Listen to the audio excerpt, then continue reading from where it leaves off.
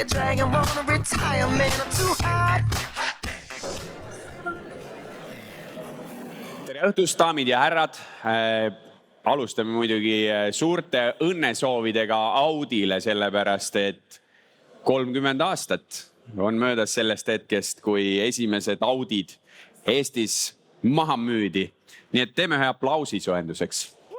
See tuleb teil juba enam-vähem hästi välja.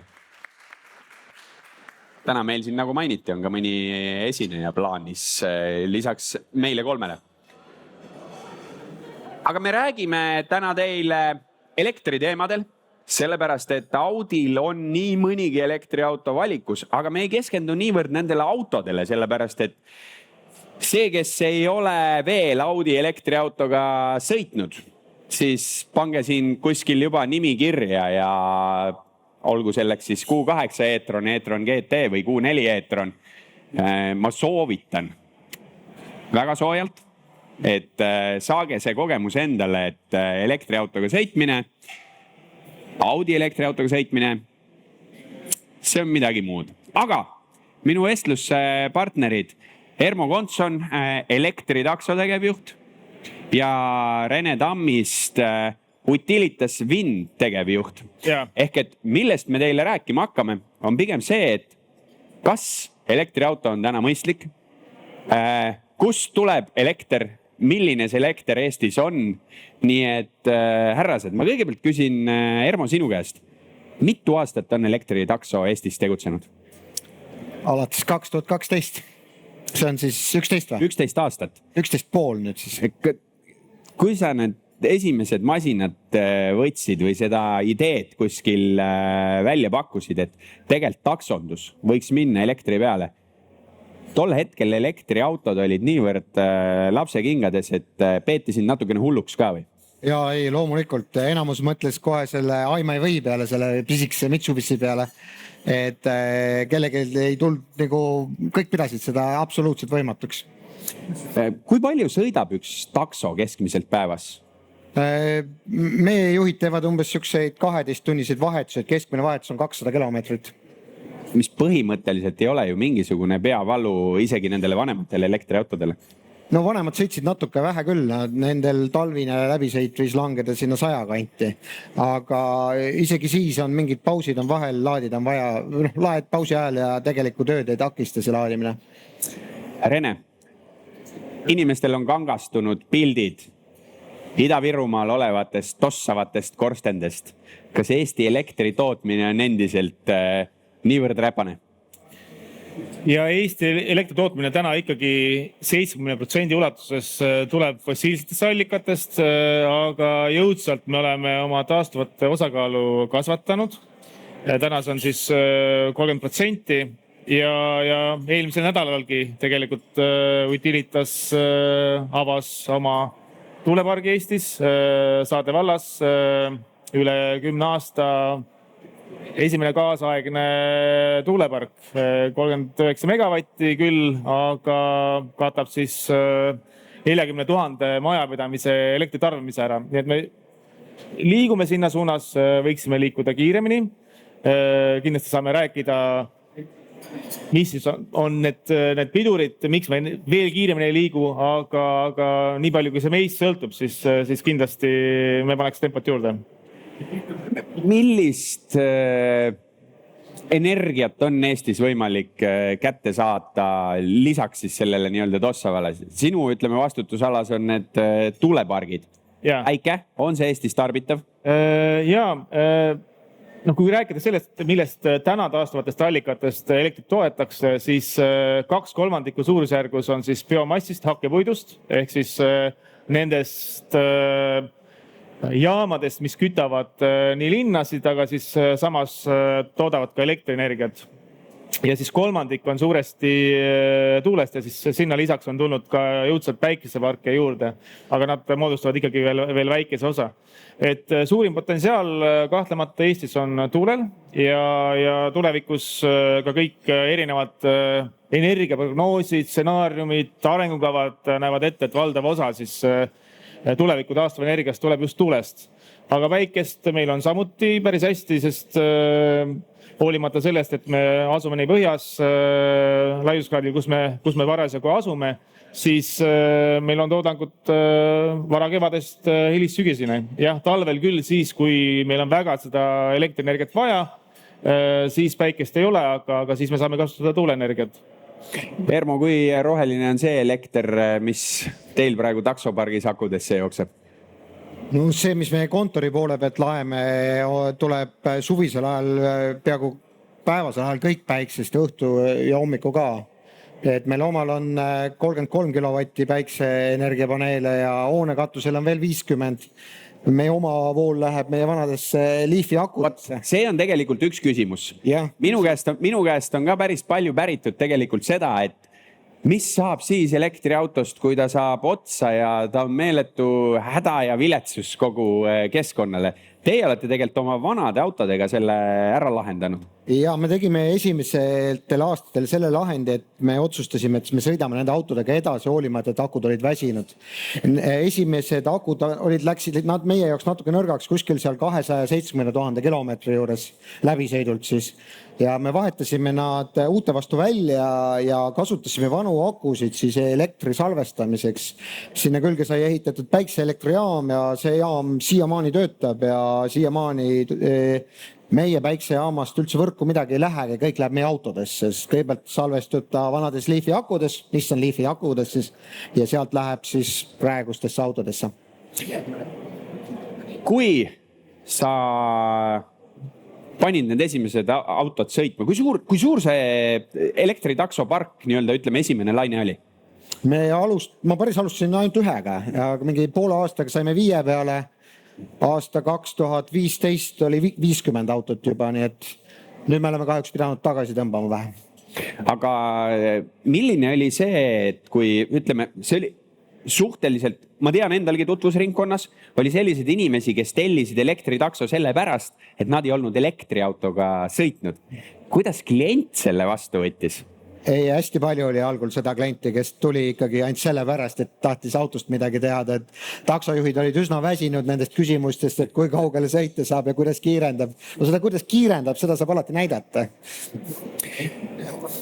Vene. Elekter võiks olla Eestis puhtam, kui ta täna on. Saame me täna natukene rääkida sellest, et kes seda käsipidurit tirib, miks me ei saaks minna suurema hooga edasi, avada näiteks rohkem tuuleparke?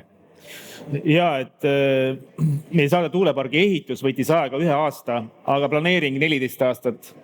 Et see on see koht, kuhu koer on maetud, et lihtsalt need bürokraatlikud protsessid võtavad väga-väga kaua aega ja küll on üritatud neid tõhustada, aga kahjuks siis ikkagi on ametkondlikud kooskõlastused, menetlused, mis on vaja läbida, uuringud, mis on vaja teha, siis uuringud on vaja teha, siis uuringud aeguvad, siis planeeringumenetlused on nii pikad ja see on selline üks lõputu kadalipp, mida tuleb läbida, et jõuda lõpuks selleni, et sul on ehitusluba käes ja sa võid tegelikult ehitama hakata.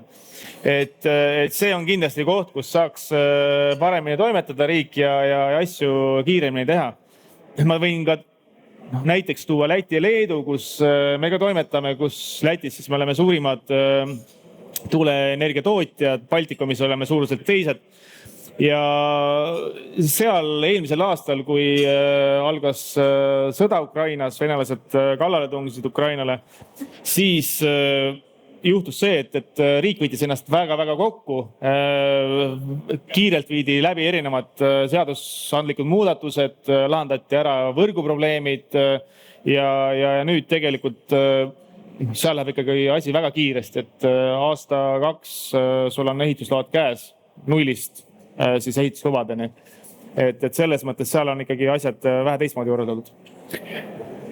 Ma usun, et teatav hulk hirme on ka inimestel. Me oleme televisioonist näinud, muretsetakse, et kas ma tahan seda ventilaatorit oma koduaia lähedale või ka need samad mingisugused, ütleme, et floora ja faunaga seotud asjad. Kas need hirmud on põhjendatud või tegelikult need samad uuringud, mis tehakse, tõestavad siiski seda ja vaadates Skandinaavia näiteid, ma ei tea, või siis Holland, Taani, kuskilt sealt. Kui palju neid tuulikuid on? Mis on olnud niisugune pikaajalisem mõju seal? Ehk et kas eestlane kardab nagu asjata seda uut asja? Ma ütleks, et pigem täna ei ole pidur seal, et kohalikud inimesed oleks nii väga vastu. Et ma arvan, et üks argument siin on ka selles, et eelmisel aastal sai seadustatud kohaliku kasu meede, millega siis kohalikud inimesed, kes elavad tuulepargi läheduses, teenivad sealt tulu ja tuulepargi operaator siis maksab ka tulu valla eelarvesse. Ma arvan, see on üks aspekt, aga ma arvan, et see teadmine kasvab, inimesed harjuvad selle mõttega. Eelmise aasta energiakriis kindlasti pani inimese mõtlema, et kus kohas see elekter ikkagi tuleb, et see ei ole nagu loomulik, et ta tuleb lihtsalt Stepslist. Et ma arvan, see teema ei olegi täna nii aktuaalne, aga sa tõid väga hästi näiteks Taani on territooriumilt väiksem kui Eesti, seal on püsti 6000 tuulikut, Eestis 150.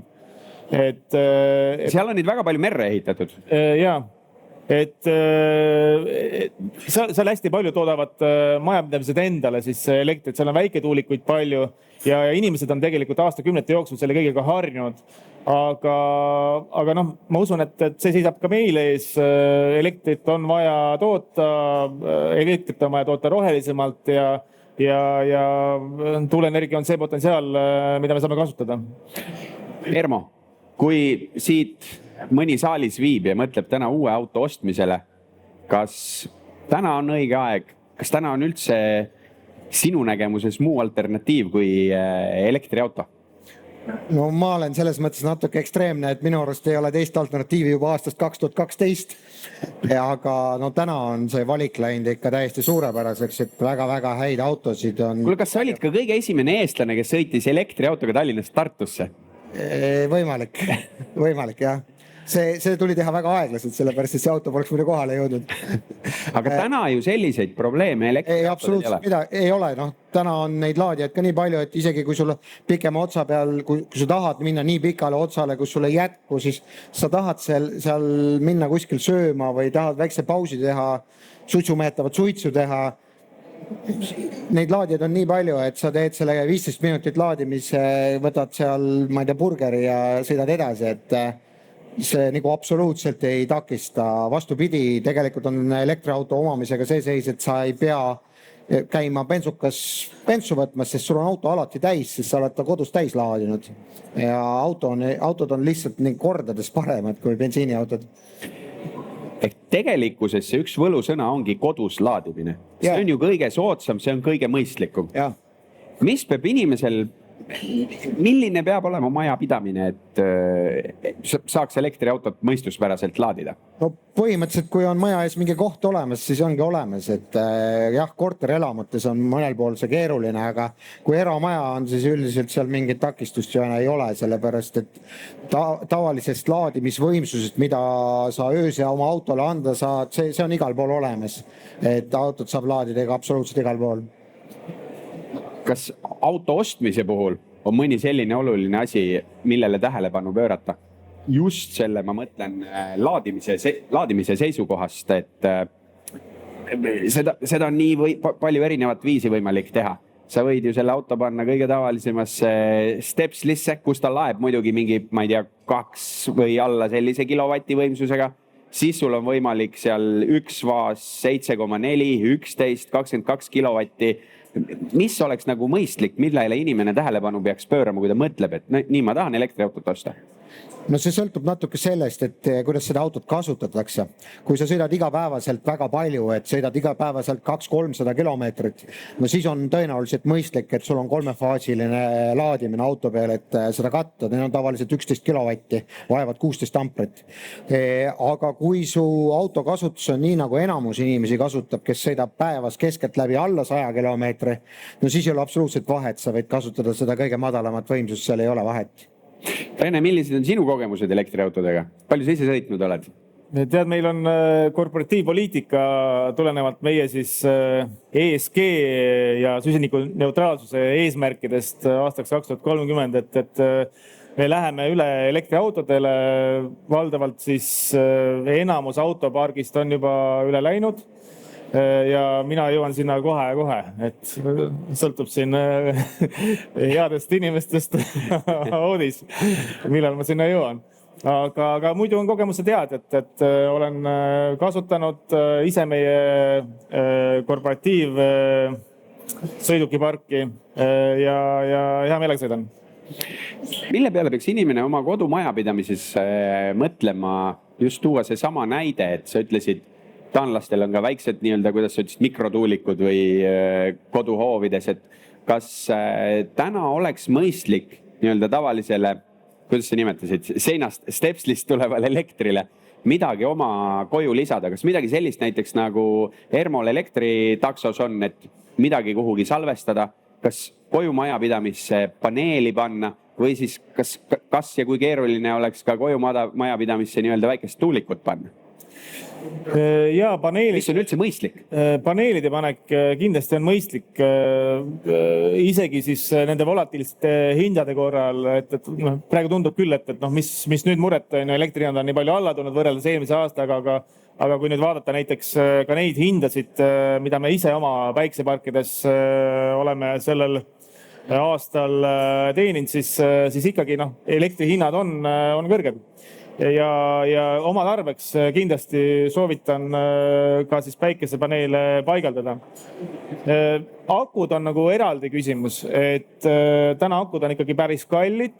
Kõige parem lahendus oleks tegelikult siis laadida selle paneeliga oma auto akut ja ideaalis võiks ka siis oma majapidamist sellest auto akust saada laadida ja või seda elektrienergiat kasutada oma majapidamises.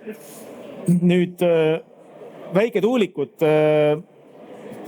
neid linnas nüüd ei saa väga palju kasutada, et seal on omad piirangud, omad reeglid ja siis sellised nii-öelda katuse peale pandavad tuulikud, need ei ole piisavalt efektiivsed, et jah, hajaasustuses täiesti teema ja neid on ka Eestis mõningad paigaldatud, aga ütleme, et kuivõrd ikkagi nende kõrgus on võrdlemisi madal, siis nad ei ole nagu nii efektiivsed kui näiteks tööstuslikus mastaabis tootvad tuulepargid, sest iga meeter ikkagi annab toodangut oluliselt juurde.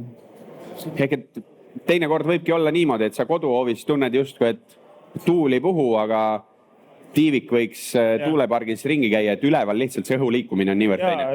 Üleval on ikkagi seda liikumist viisavalt, et meie Saade tuulepark, selle siis labatipu kõrgus on 230 meetrit ja keskmine aastane tuulekiirus 7 meetrit sekundis. Tuulik hakkab tööle 3 meetrist sekundis, et tegelikult seda tuult ikkagi jätkub, et kui me näiteks merele läheks, siis meretuuleparkides tuulik või tuulikud töötavad üle 90% aastast, et see on tegelikult väga suur number, et nad on sellises heas mõttes nagu konventsionaalsed elektrijaamad, et sul pidevalt toodangut tuleb. Ermo, milline on üldse sinu nägemuses autonduse tulevik või ütleme siis ka see tulevik, mida inimene peaks nii-öelda ise tarbima? Kas on üldse mõistlik autot omada? Kas peaks lähtuma siuksest mingist takso või siuksest sõidujagamise teenusest? No see on ikka väga individuaalne, et ma ei ole... Aga võttes näiteks aluseks selle, et eestlasele meeldib. Eestlane tahab omada või? Tahab omada, on ju. Ja kui ma vaatan oma kodupiirkonnas ringi, enamus hoovides on ikkagi mitu autot. Ja sellest ühest autost oleks võimalik tänastes tingimustes tegelikult loobuda, kui meil sõidujagamisteenus või siis näiteks taksoteenus läheks niivõrd heaks ja mõelda ka siis sellele rohelisele asjale, ehk et need võiksid olla ju elektriautod. No taksoteenusega on see, et loogiline on oma autost loobuda ja taksoteenusele üle minna siis, kui su tarbimisvajadused on väiksed, et sa sõidad vähe, et kui sa avastad, et sul on kodus auto ja sa sõidad taga aastas mingi 7000 kilomeetrit, siis tasuks arvutada natuke, et kas on mõtet teda pidada. Aga kui sul on ikkagi olukord, kus sa sõidad väga palju, no siis takso osutub lihtsalt kallimaks lihtsalt sel põhjusel, et sa pead sellele juhile ju valka maksma, et seal ei olegi niivõrd see autokulu, vaid see enamus kulust on see tööjõukulu. Aga jah, väikse läbisõidu juures no ei ole mingit mõtet autot omada. Paadunud elektriauto inimesena küsiksin ma sinult või tulles oma päris algse ühe küsimuse juurde tagasi, et kas sa näed veel mingisugust alternatiivi, mingit paralleeli siin elektri kõrval? Autod nii-öelda energiaks siis? Ei näe. Osa inimesi usuvad vesinikku, ma absoluutselt seda ei usu. Et seal on nagu see probleem, et elektri konverteerimiseks vesinikule kulub väga palju energiat ja seal on efektiivsus väga... See on ka elektriauto kõige suurem efektiivsus, et kui sa võtad klassikalise sisepõlemismootori, meeletus soojus, mis eraldub, meeletud kaod kuskil käigukastides ja mujal ülekannetes. Just, et akutehnoloogia on praegu efektiivsuselt kõigist kõige parem. Hinnalt tundub ta veel odavam olema kui see vesiniktehnoloogia. Et ma ei näe praegu väga alternatiivi, et usun väga suure elektriauto võidukäiku. Muidugi on raske näha, et kus need ressursid kõik tulema peaks nende ehitamiseks, aga see inimene, kes endale elektriauto kätte saab, siis seal ei ole konkurentsi täna. Ma võtaksin veel sinu käest ühe sellise näite, et kui sa võtad aluseks taksopargi, siis milline on täna kulu 100 kilomeetri läbimiseks ja kas te arvutate seda näiteks niimoodi ka eraldi energiat või vaatate sihukest auto omamise kogukulu? Oskad sa neid näiteid tuua oma autopargi pealt? Ta varieerub meil natukene suvel ja talvel, sellepärast et me hoiame autot ju kogu aeg õigel temperatuuril ja kui on vähe külmem, siis kulub vähe rohkem. Muidugi ka väga kuumaga kulub, sest samamoodi sul konditsioneer töötab. Kusjuures Eesti talves sihukese keskmise talve ilmaga võtab auto soojendamiseks sama palju energiat kui suvel jahutamiseks, sest see sama soojuspump teeb seda tööd. Et kui sõitmiseks tavaliselt kulub seal kuskil 18 kuni 22 kilovatt-tundi 100 kilomeetri kohta. Teeb mingi mõni eurot. See on paari, sõltuvad, kus sa selle voolu, kuidas sa kätte saad, eurost kuni 3-ni. Et kui ostad kiirlaadimisest on kallim, kui sa laed ööse odava vooluga on odavam. Kui laed nii nagu meil, siis nagu ei ole. Tuleb nagu tasuta. Aga taksonduses on see teema, et kuna me hoiame autot soojana, siis meil tarbimine on kuskil 25-30, siis sellepärast, et meil ta kogu aeg töötab. Aga see on endiselt ju kordi soodsam kui sisepõlemismootoriga. Ja ükski sisepõlemismootoriga taksoomanik ei saa lubada endale, et tal auto kogu aeg töötab. Meil auto kogu aeg töötab. Pene, kuhu Eesti energiamajandus liigub? Selles mõttes, et üks asi on ju taastuvate kindel tõstmine, aga millised on need sihid?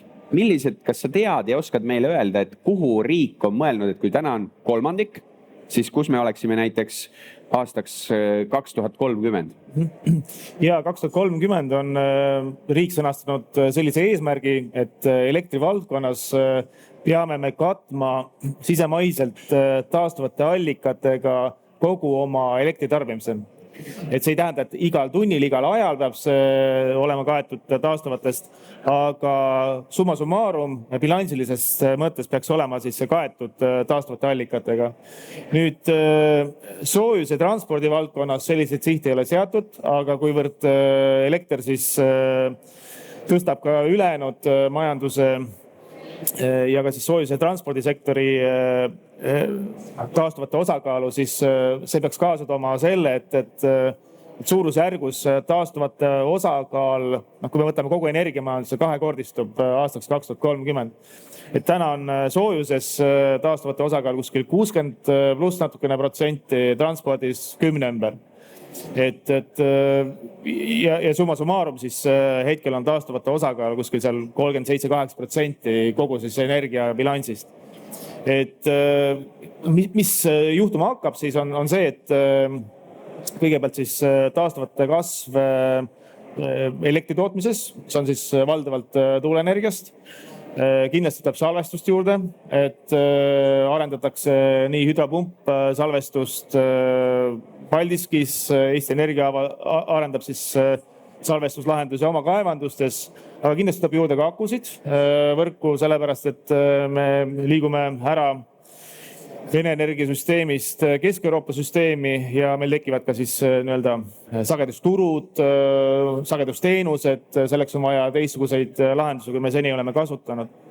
Ja nüüd, kui liikuda soojuse juurde, siis soojuses kindlasti ka elektritarbimine kasvab, tulevad tööstuslikud soojuspumbad selleks, et toota soojust kaugküttevõrkudes, inimesed kodudesse paigaldavad üha enam soojuspumpasid. Ja siis juba mainitud transpordi poole pealt elektritranspordi trend.